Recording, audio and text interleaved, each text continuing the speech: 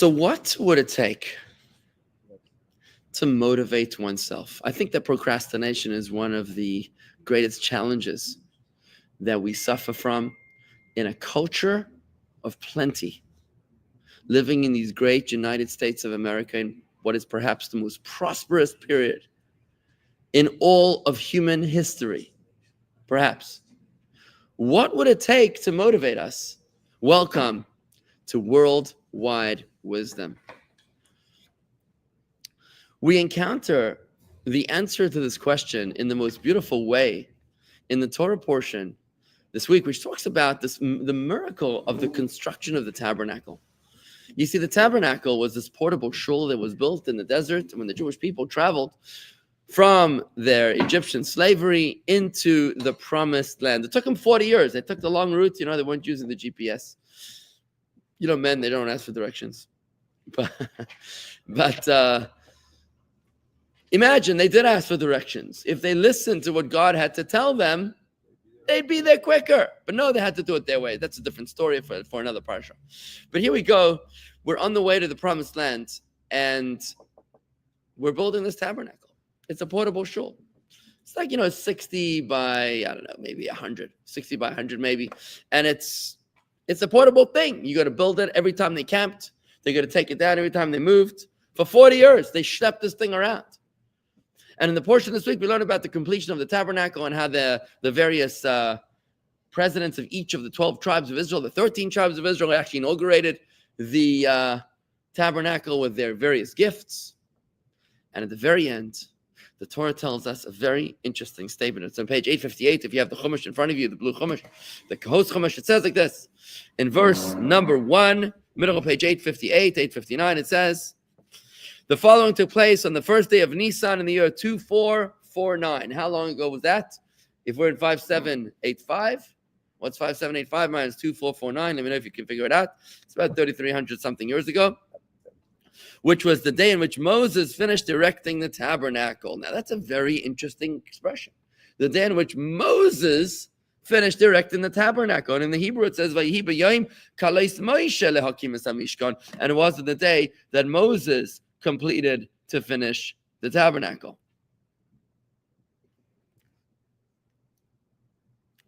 Now, our commentaries explain,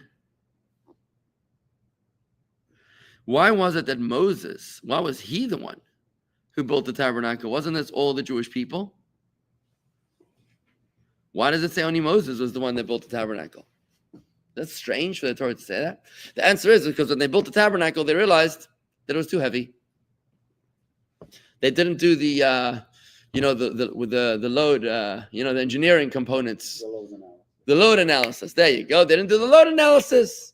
They're in front of the abacus and they couldn't figure out. They forgot to calculate. Oops, my bad. It's too heavy to lift up. I mean, you were dealing with pillars that were like 20 feet tall. I don't know how much they weighed, but they were too heavy to lift up. So the Jewish people said, oops, we built the beautiful parts of the tabernacle, but we don't know how to pick it up. So it was then that Moses says to God, what am I supposed to do? So God says to Moses, what?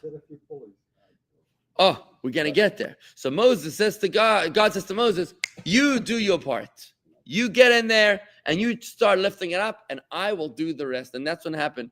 That Moses turned into Samson. He approaches the pillars and he starts lifting them up and imagine a guy in the gym, he's walking by in the gym and some guy is pumping, 400 pounds of weights. And some guy comes over and he's like, picks up his left hand and he moves out of the way and he moves on. You'd be like, what? That's what Moses was, right? He picks up the tabernacle, picks up these very, very heavy pillars, and he moves on his way. He's constructing it, which is all part of the miraculous nature of the survival of the Jewish people, really. And we spoke about this recently, that God blesses us on the edge of possibility.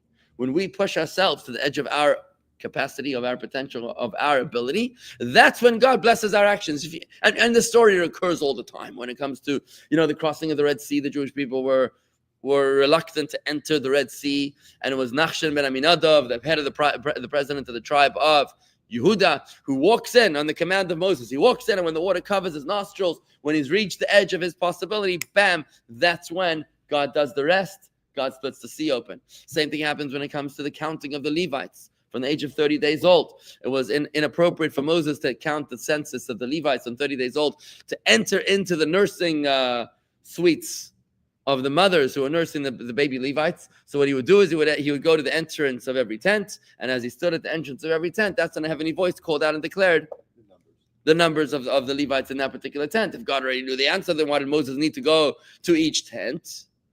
Answer is, God wanted Moses to do his part. You do as much as you can, and I will then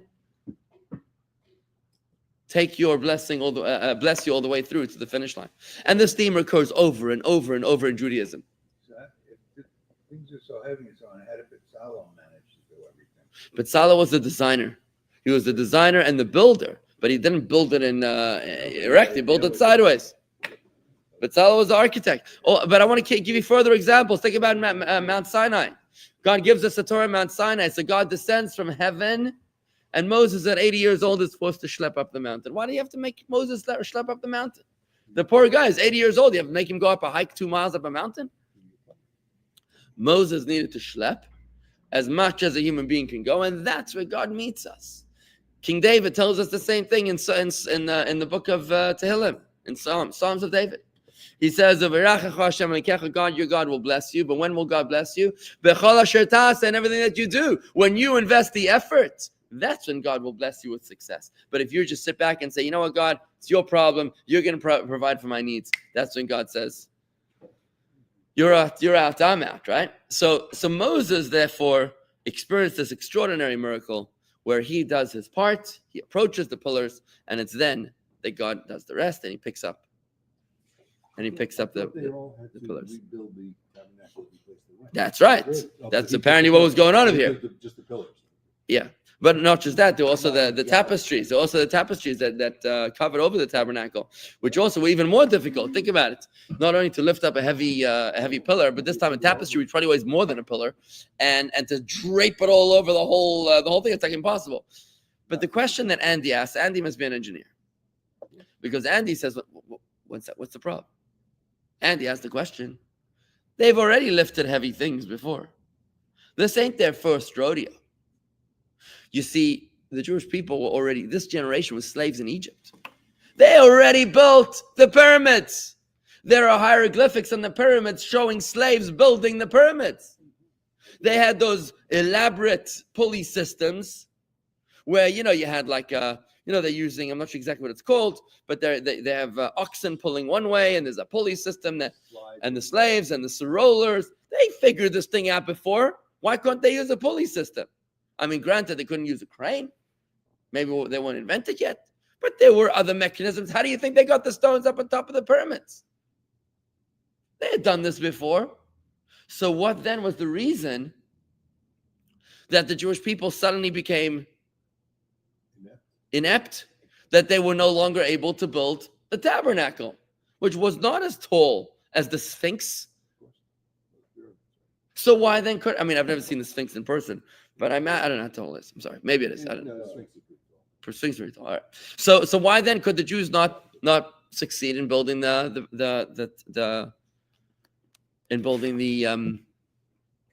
tabernacle themselves? Why do they need Moses and Moses' miracle? In a talk that the Rebbe delivered in 1985, the Rebbe explained that there's a fundamental difference between the way they built the tabernacle and the way that they built the pyramids. What was the one difference between these two operations? One word: duress. Duress.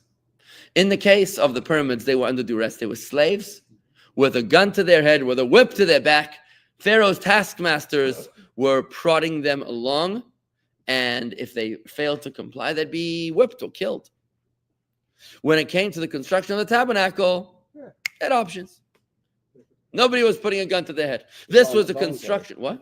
It was voluntary. This was a construction that was done with joy. Remember, the fundraising to the temple was done kol nadiv lev, which means every generous of heart. People donated according to the generosity of their hearts. There wasn't some sort of a mandatory assessment. There was now demanding a tax from every Jew of different ages of tax brackets. This was a voluntary construction project. This was something which was a gift of the heart, not a product of the whip. And once that came to play, an amazing human nature comes to the fore. We as human beings tend to underperform when we have other options, and we tend to succeed when we have no other option. When we're struggling with procrastination, if we were to remind ourselves somehow that there is no other option, this needs to be done. And in fact, to those parts of our lives that absolutely need to happen. If you don't pay this bill, you can lose your house. You can lose your job. You can lose your car. You might get it. You might get your car repossessed. Right? It's when we experience situations which are do or die moments. Those are the ones where we tend to deliver. It's only when we have other options that we tend to complain and kvetch and say that's too difficult. Give another beautiful example.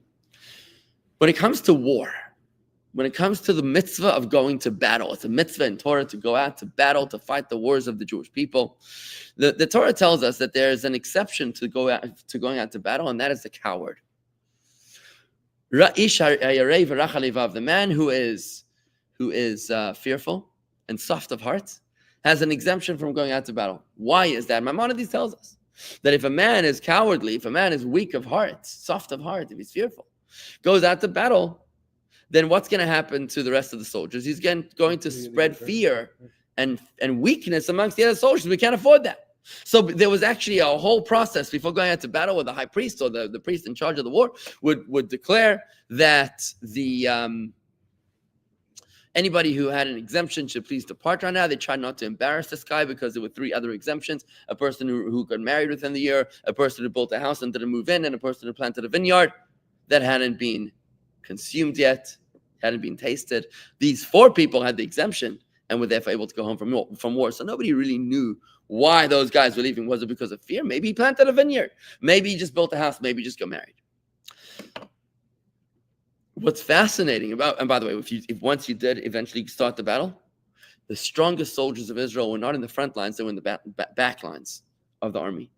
They had clubs of iron in their hands to break the knees of any one of the Jewish soldiers who was retreating from battle. To break the legs. Stalin was not the first. No. So it was to break the legs of any Jewish soldiers who were retreating, because the beginning of defeat is retreat. The beginning of defeat is retreat, and the beginning of retreat is fear. Right? When we fight without fear, that's when God blesses our actions, aligned with what I said earlier. So you had to go out to battle, you had to face one way, there was no turning back once you went into battle. But what's interesting is that Maimonides tells us that when does this cowardly exemption apply? Only when it's a war which is optional. Milchemes Reshus, it's called. When the king of Israel wants to expand the territory, when it's an optional war, that's when the exemption of cowardliness applies. But if it's a war of self-defense, if it's a war like October 7th, where we are being attacked and our very existence is under threat, now there is no option of exemption. Even the coward has to go out to battle. And you ask yourself, why would that be? How does that make any sense? If God is allowing us to exempt the cowardly warrior, the fearful warrior, because he's going to spread fear, then why are we not afraid of exactly the same problem happening when it's a war which is mandatory, a war of self-defense? The answer is clear. When it's a war which is optional, that's when fear is an option. But when it's a war which is not optional, fear is no longer the option. You don't actually experience fear. In other words, you don't have the luxury. You don't have the luxury to be able to say, well, actually, I'm not in the mood. Nobody asked you, because guess what's going to happen? It's an existential threat. It's an existential threat. And if you don't do this, then there's going to be nothing to worry about at all, because you and your family, God forbid. John Wayne famously said that the courage is not the absence of fear. Courage is being afraid as something and doing it anyways and saddling up anyways. That's a courage. What? True Grit. That was the movie. Okay, fair enough. All right, I can't say that I watched it, but I heard the quote. So courage is not the absence of fear. Courage is having fear and saddling up anyways. That's how these soldiers would go out to battle in a war which is mandatory. They'd go out not because they were no longer afraid. Maybe they were afraid, but they knew this was existential, and therefore there was no option. They went out and they won the war. How do I know they won the war? Because we're still here today. Well, actually, when you are very much under dangerous situation, you don't experience fear. Oh, coming from a doctor. Hey, are you coming from another doctor? I was once in my clinic. It was very bad area, and the police called us, and they say, Dr. Berman, there is a man that we pursue who has a gun who just ran into your clinic. So a guy with a fugitive from the police ran into his clinic with a gun, and then what happened? In Opaloka, Florida. So what happened then? So a guy runs into your clinic with a gun. They told me, try to evacuate the patients before we come in. Okay. I hung up. I was completely calm, absolutely. And I come to the room to one patient. I say, listen, you know what? We need to look at the test result. Why don't you go and rest? Go have a hamburger or whatever. Come back like in an hour because we're waiting for a test. Okay. Went to the other room, and then I came to my front desk. I said, listen, you know what? So you were very calm throughout the process. Absolutely. Where was the guy in the meantime? Was he in the waiting room? In the waiting room. Sitting. He was sitting in the waiting room, and you are calmly dismissing the patients. I dismissed the patients, and then I said to my to my staff, I say, I have three ladies. Yoko was there, and the other two ladies, and I say, three. And I say, ladies, I need to see you in the laboratory. Emergency. No, there's no, I need to see you in the back. I want to have a conference with you because we have certain things we need to discuss. Please go to my office. My office was in the Right. back. So they went in the back. And then you called the I police to come went in. to my office and I told them, okay, now you lie down. Right. Just lie down. Don't ask any. Good story. Good story. Thank you. Thank you very much. I want to give another example of that. Another example of that is like this. You know, you're not allowed to smoke on Shabbos. You're not allowed to smoke on Shabbos because you're not allowed to light a fire. It's a very interesting thing with the religious people. Religious people that do smoke, some of them do smoke, they can't control themselves. All week long, they can't control themselves. Comes Shabbos, 25 hours, they're not smoking. But the minute that Shabbos is out, they can't control themselves. They need to take a cigarette. Why is that? Because on Shabbos, they know they have no other option, and therefore the addiction flies out the window. But during the rest of the 6 days of the week, they know that I'm not a smoker, I'm just that, the other, right? Same thing with people that are trying to lose weight, right? People that are trying to lose weight and they want to avoid the cheese Danish, but cheese Danish is looking so good. Well, what are you going to do about it? You got to eat it. But then you know what you can do to them to make them stop eating it? Give them a little bite of a hot dog. Give them a little biltong or something, some meat, and what's going to happen? The minute that they eat the meat, they know that for the next 6 hours, they're not allowed to eat the dairy, and therefore the temptation goes out the window. And this, my friends, is what the Torah is teaching us this week about overcoming procrastination. If we want to do something, we want to overcome procrastination, then figure out a way to realize how this is existential. If you can figure out a way how it's existential, you'll be able to overcome the problem. But as long as that it's just optional, like the Jewish people in the desert, all bets are off the table as to whether or not you're actually going to be able to do it. I was doing it for 17 years. So I just want to conclude by saying this. That when it comes to the war that we're in right now, it's October 7th war. Something very, very interesting has happened to the global Jewish community. For many years, the Jewish people felt that we were now finally accepted by the nations of the world. Really? We did. Before October 7th. We had a seat at the United Nations. Yeah, they were a little bit biased A little bit. at the United Nations, but for the most part, we were treated as an equal. You know, we were having partnerships with other countries. We were respected. Our right to exist was recognized by most nations of the world. Comes October 7th, and suddenly the spaghetti hit the fan. Suddenly now, the United Nations has a meeting yesterday where all of the members of the United Nations Security Council, all except the United States, rule that we must establish a Palestinian state immediately. And I think the ruling was that the war in Gaza has to stop. The war in Gaza has to stop immediately, and they have the United Nations with their incredibly impressive track record of having nothing to do with terrorism, right?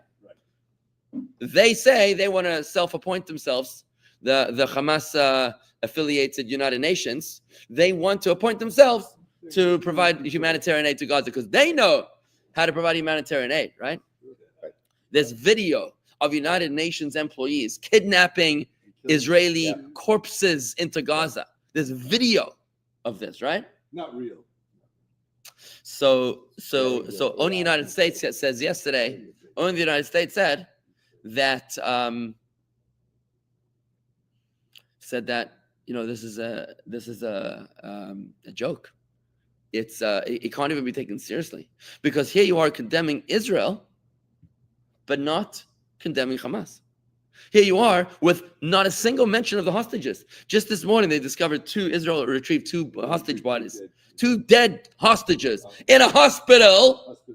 Hostages being held in a hospital inside of Gaza. I think it's called the European Hospital, right? Clearly violating all international law, turning the hospital into a terrorist beehive, a hornet's nest of activity. But you won't hear the condemnation from the United Nations. So there wasn't a single mention of hostages, only that Israel is the aggressor and Israel is to cease and desist. Our own boys and girls are stuck languishing in the dungeons of Gaza, but the nations of the world are condemning us as the aggressor. We, the victim, is the aggressor. What we've come to learn from October 7th is that we are in fact alone in this world. Behold, the nation set apart, not recognized by the nations. We come to realize that instead of leaning on the nations for our support, we have no other choice but to lean on God. Until October 7th, our commitment to Hashem was optional, perhaps. Yeah, you know what? Torah is one form of way of life. And maybe you want to choose that form of life if you have no other interests. Or maybe not. But after October 7th, we realized there's nobody else to stand for us. What are you going to do? You're going to wait for Macron to save us in time of need? You're going to wait for who? Who are you going to wait for to save us in the time of need? Even the United States of America is motivated by the interests of the United States of America. And I don't care who you voted for. The president of the United States of America is interested in the polls of Americans. And their interests are America's interests, not Israel's interest. And in case you were wondering, they made it very clear when they say make America great again. They never said make Israel great again, right? Even the current president, that's his position. He's very, very clear about it. So just in case you think that things are going to be amazing because your candidate is in office, that means absolutely nothing. Today, our survival depends on our connection to the Almighty God, Master of heaven and earth. He is the only one that can save us from this awful predicament where the war is being fought not only from 7 fronts around Israel, but from within Israel itself, where you have political factions that threaten to rip the country apart as they were before the war, where you have presidents, governments, leaders of supposedly civilized Western institutions and governments that are blatantly, shamelessly supporting the death cult, which is Hamas. College campuses, these are the leaders of tomorrow. The U.S. college campuses are supporting this shamelessly. The police, you hear about these riots in Toronto and Canada that are attacking pro-Israel supporters, and the police are not necessarily there. The police in Amsterdam were not there. The police in Toronto, they weren't necessarily there. And this is the world that we live in. Today, we're living in an existential time of the survival of our nation. No longer is it optional for us to observe Torah mitzvahs. From this point on, from October 7th, we are in a do or die moment. Our tefillin today is what's going to determine whether or not the divine intervention of God will happen before or after, God forbid. I don't even want to say what could possibly happen. our tefillin, our Shabbos candles, our Torah study, our commitment to God Almighty, our commitment to the Torah, our courage to be able to stand before the nations of the world and say, we are not occupiers because this is our biblical homeland. That's why it's called the Promised Land. And we are the chosen people. Now we have no other choice but to stand up to the world and say, this is our home because God gave it to us. Act like God gave it to you. Because if you're walking around without a yarmulke on your head and without tzitzis and violating the Shabbos and violating the commandments of the Torah, and you claim, oh yeah, God gave us the land, the nations look at you like you're a total idiot. But if you're able to stand proud and tall with the yarmulke and tzitzis, with Shabbos observance, and with kosher, and with all the other mitzvahs and the Jewish values, not just, the Tikkun Olam values, which is a bastardization of our faith, degrading a commitment to one God into some sort of a humanitarian organization for people of special needs. We don't need to reduce Judaism into some sort of a non-for-profit corporation, when in fact, it is the greatest gift that this world has ever seen. We are called upon to be a light unto the nations. And when we do act that way, when we light up the nations, inspiring our fellow Jews to connect to our God and inspiring our fellow Gentiles to connect, like Dean is saying, to the 7 Noahide laws, to be able to find each and every human being's connection to God Almighty.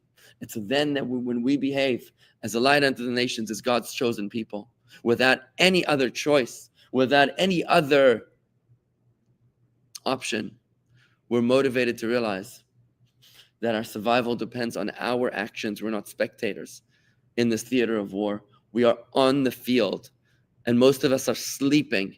We have no other choice but to wake up and to smell the coffee. Thank you very much. Yes? As far as I understand, what can we do? I mean, maybe we should, hire... PR firm? No. Hold on, it's not a joke. Maybe we can get some kind of a Jewish guy who is, let's say, will do some course on firearms in the synagogue. Firearms. You want to have a firearms course in the synagogue? First of all, we've done that before, and we have that, number one. But second of all, that's not my point. Yes, of course we have to arm ourselves. It's obvious you have to arm yourself. You have to be able to protect yourself. But what we need to do is beyond the firearms, we need to secure divine intervention.